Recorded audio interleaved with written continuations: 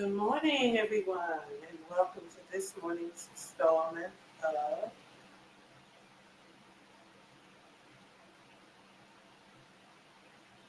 Contracting and Business. How are you doing?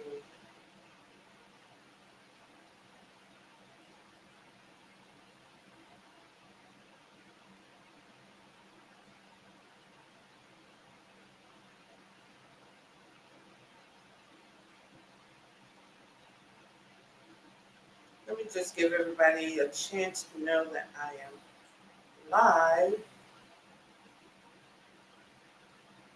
and I'm also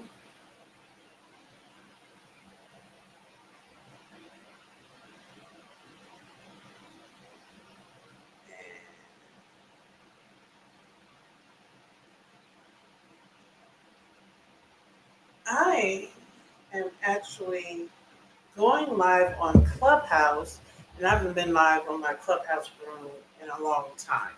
So, good morning, everyone. This is Friday's edition of Contractors Chatter. We're transitioning the platform. I know. On Clubhouse, the room is called Contractors Conversation. It's named after my podcast. And this morning, I want to talk about, let me just briefly introduce you to myself. My name is Luciana Turner. I am a consultant and trainer who works with businesses seeking to operate within the government contracting arena. I help my clients become sustainable government contracting companies. What does that mean? Simply put, there's more to obtaining government contracts than answering an RFP. You have to have the systems, you have to have the team, you have to have the visions, which is why today's topic is elements of a sustainable government contracting business. Yes, there are elements, and there's more than government contracting than answering an RFP and getting certified. Government contractors are businesses. And as with everything else, there are elements to your business that must be compliant and that must adhere to the rules and regulations governing government contracting. And there is not enough emphasis on learning what those rules and regulations are. And there's this overemphasis on just responding to RFPs.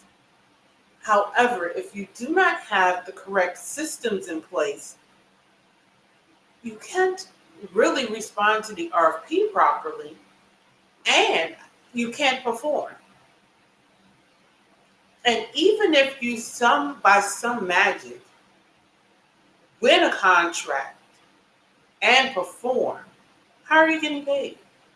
I always go back to this example of this conversation I had with a contracting officer on a contract I won, where he talked about a great deal of the small businesses who are winning contracts that he interacted with couldn't even submit a compliant bill.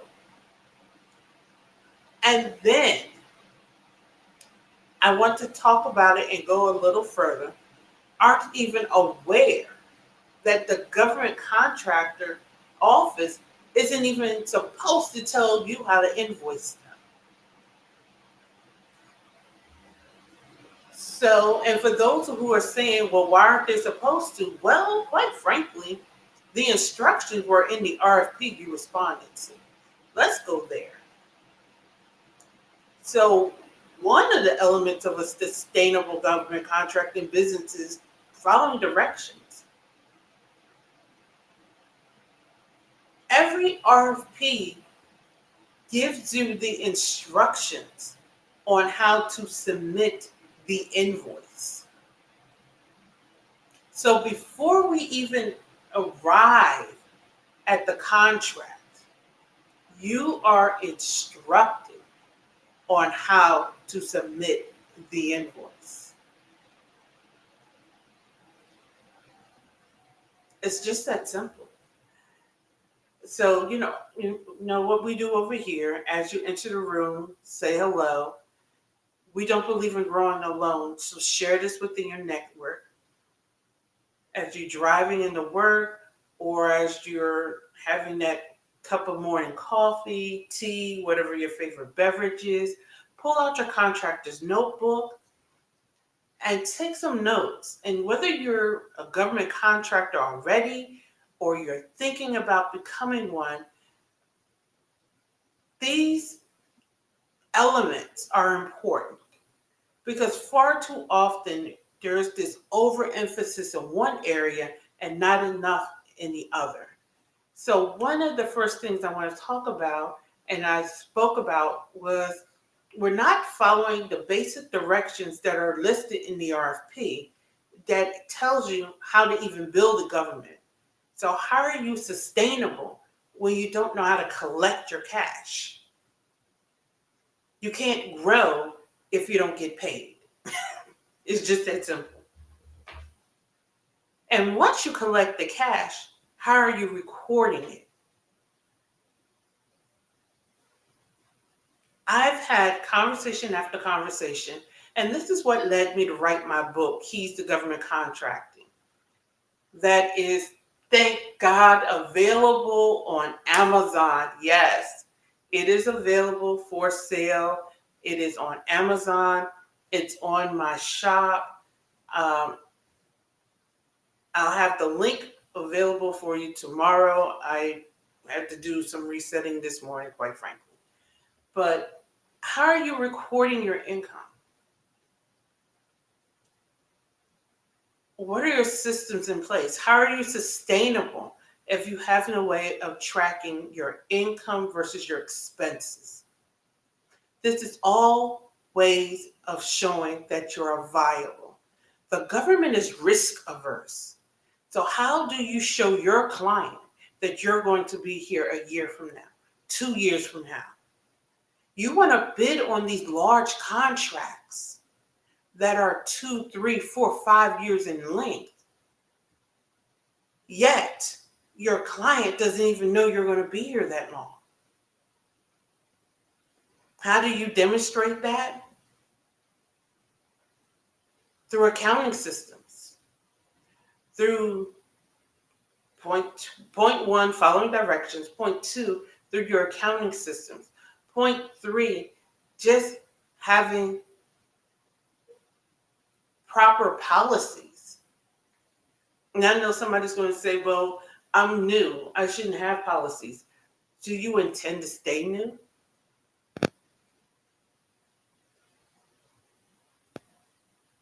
Do you intend to do all the work always?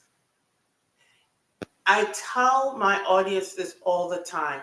It is easier to set it up in the beginning before things get hectic than to find yourself having to backtrack when things get rushed. And I want to share this from a personal perspective. There are a lot of things I set up in my business at the beginning when I was still what they call parallelpreneur. I still had my job and I was just starting my business.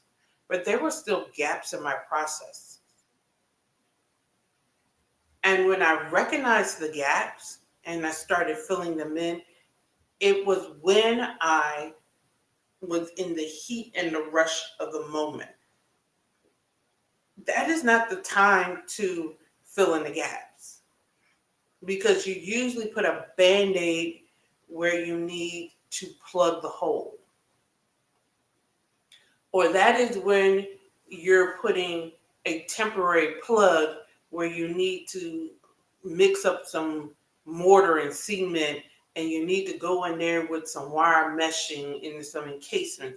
And sometimes you need to cut out the bad parts and really do a good job at fixing versus patching. Stay with me, walk with me a little while. So it's easier to sit down in the beginning, and this is something I talk about in my book, and you create the vision. Write it out, make it plain. And place that vision against a plan. It's why I wrote my book. And even after I wrote my book, I know there's going to be a second edition to it, because there were some things after it was completed, I was like, oh man, I should have said this. Oh man, I should have said that. Because there are so many things, especially after I had a client call yesterday, and he was just talking about what I like to call incomplete conversations within government contracting that can lead to frustration. So building out all of these things will help you develop a sustainable contracting business.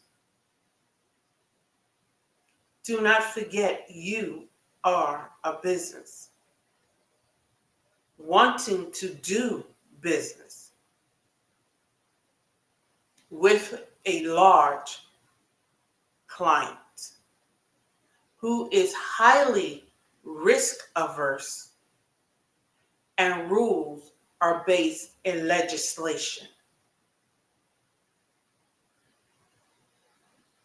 They don't even create their own rules. Their rules are based on the laws that are passed and controlled by others. That is a key point. So another element of sustainability is learning the rules of engagement. Now, I know that sounds a little bit provocative, rules of engagement, but yes, that's what it is. Become familiar with what Cass says. Become familiar with FAR. Become familiar with the etiquette within government contracting. The things you can do in the business to business world or the business to consumer world, you can't do in the business to government world.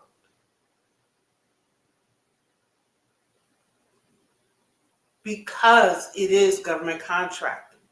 Because you are dealing with contracting officers who report ultimately to the taxpayer.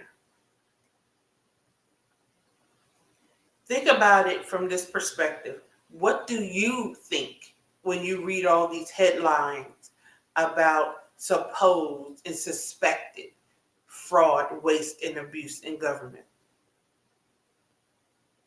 That headline could be you. When I held the Contracting and Business Week Summit, the ethics officer hit it right on the head. With ethics go far and beyond what people see you do.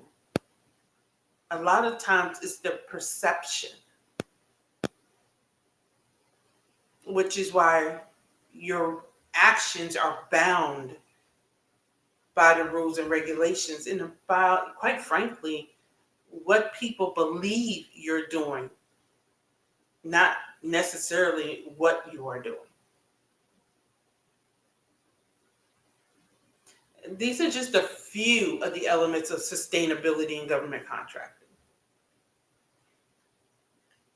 Understanding that there are different stages or phases within government contracting, and you will ebb and flow out of these different phases and stages.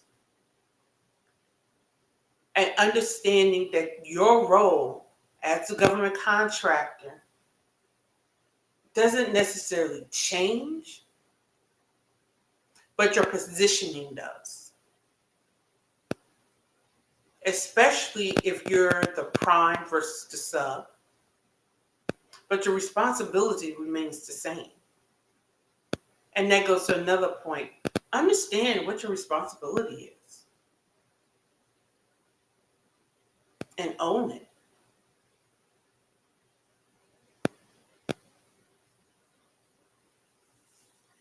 And understand, whether you know or not, you are responsible. Whether you think it's fair or not, you are responsible.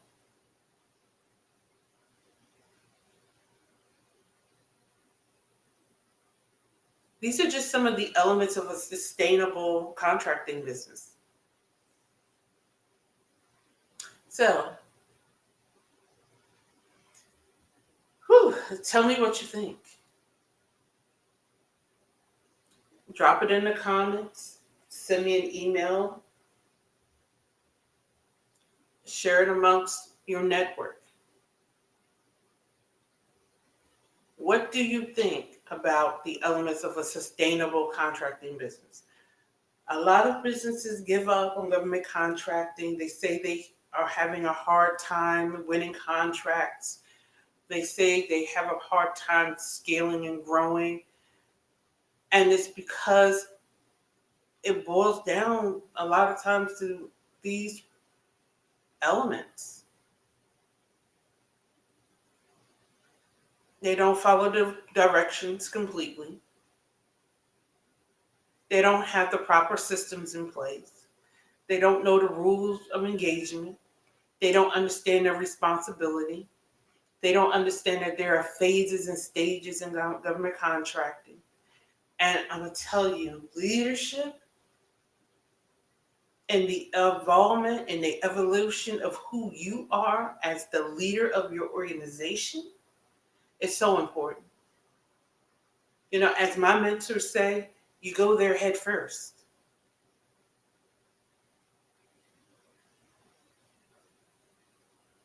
What it takes to become, the running joke is a thousandaire or 10,000aire or 50,000aire or a millionaire. That's all different levels of leadership and constantly requires that up leveling. And once you up level, your business will up level because your leadership up levels.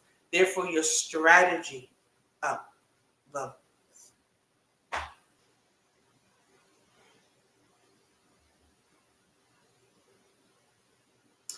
So I'm leaving you with this note on this Friday morning.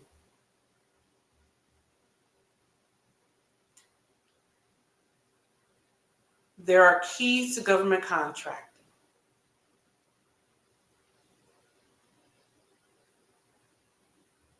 And there are elements to a sustainable contracting business.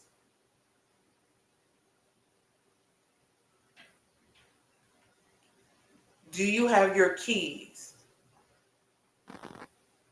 And are all of your elements in place?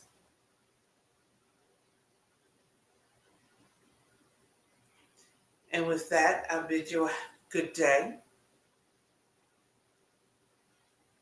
And remember to take some time out for yourself during the course of this day. And have a restful weekend. And I'll see you Monday morning for another installment of Contracting and Business. I am your host, Luciana Turner. I will go live on Clubhouse next Friday. And another podcast episode drops next Friday morning on Contractors Conversation Podcast, streaming live on Amazon Music, Spotify, and Google Podcasts. So check out my podcast. And I'm also searching for new guests to be on my podcast. So with that, have an amazing, amazing day.